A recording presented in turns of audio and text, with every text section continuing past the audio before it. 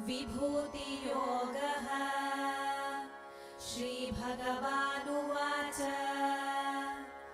भूय एव महाबाहो शृणु मे परमं वचः। यत्तेऽहं प्रीयमाणाय वक्ष्यामि हितकाम्यया। न मे विदुः सुरगणाः प्रभवं न महर्षयः। अहमादिर्हि देवानां महर्षीणां च सर्वशः। यो मामजमनादिं च वेत्ति लोकमहेश्वरम्। असम्मूढः समत्येषु सर्वपापैः प्रमुच्यते। बुद्धिर्ज्ञानमसम्मोहः क्षमा सत्यं दमः शमः।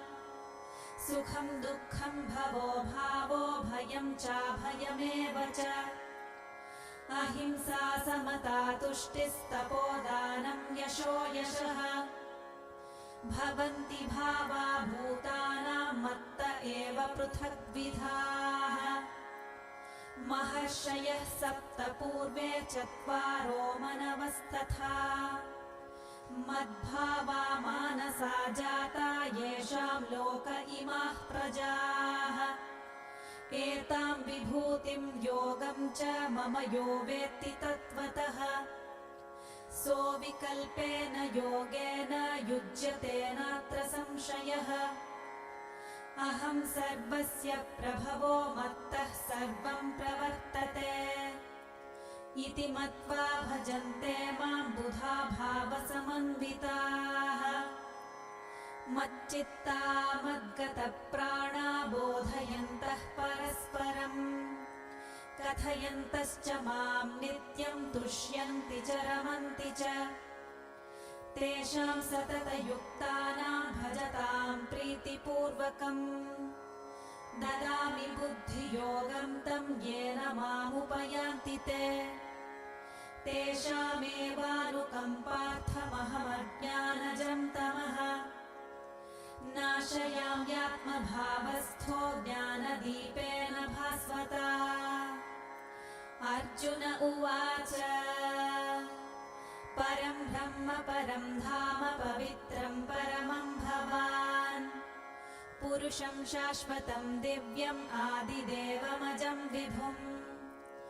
आहुस्त्वां ऋषयः सर्वे देवर्षिर्नारदस्तथा।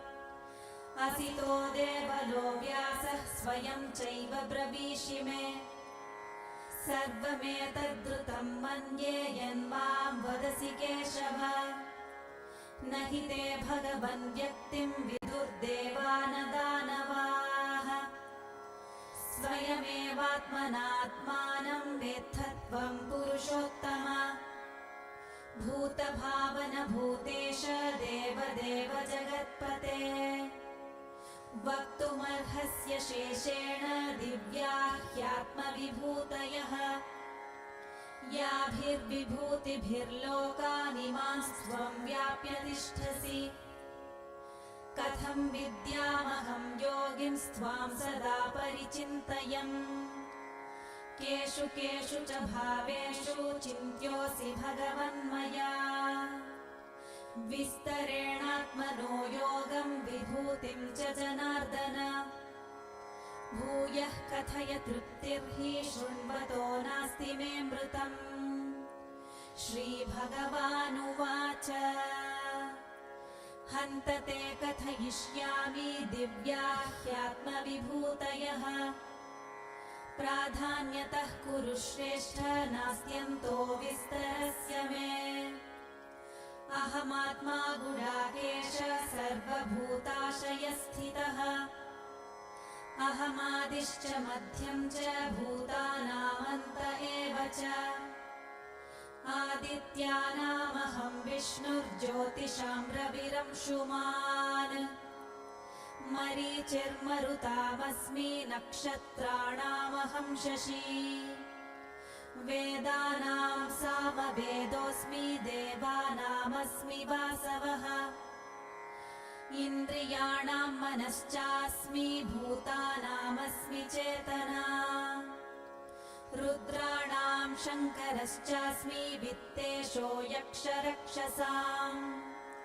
वसूनां पावकश्चास्मि मेरुः शिखरिणामहम् पुरोधसां च मुख्यं मां विद्धि पार्थ बृहस्पतिम् सेनानीनामहं स्कन्दः सरसावस्मि सागरः महर्षीणां भृगुरहं गिरामस्म्येकमक्षरम् यज्ञानां जपयज्ञोऽस्मि स्थावराणां हिमालयः अश्वत्थः सर्ववृक्षाणां देवर्षीणां च नारदः गन्धर्वाणां चित्ररथः सिद्धानां कपिलो मुनिः उच्चैः श्रवसमश्वानां विद्धि माममृतोद्भवम् ऐरावतं गजेन्द्राणां नराणां च नराधिपम् आयुधानामहं वज्रं धेनूनामस्मि कामधुक्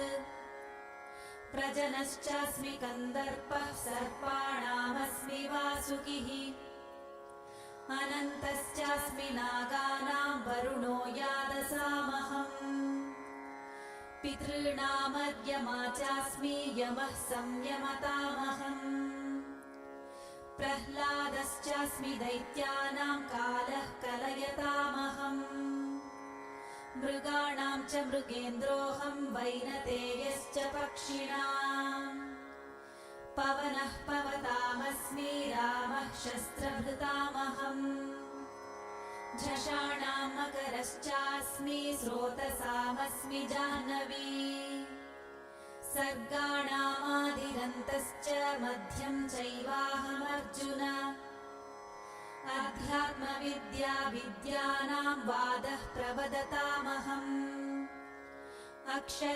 अक्षराणामकारोऽस्मि द्वन्द्वः सामासिकस्य च अहमेवाक्षयः कालो धाताहं विश्वतोमुखः मृत्युः सर्वहरश्चाहमुद्भवश्च भविष्यताम् कीर्तिः श्रीर्वाक् च नारीणां स्मृतिर्मेधा धृतिः क्षमा बृहत्साम तथा साम्नां गायत्री छन्दसामहम् मासानां मार्गशीर्षोऽहं ऋतूनां कुसुमाकरः द्यूतं छलयतामस्मि तेजस्तेजस्विनामहम् जयोऽस्मि व्यवसायोऽस्मि सत्त्वं सत्त्ववतामहम् वृष्णीनां वासुदेवोऽस्मि पाण्डवानां धनञ्जयः मुनीनामप्यहं व्यासः कवीनामुशना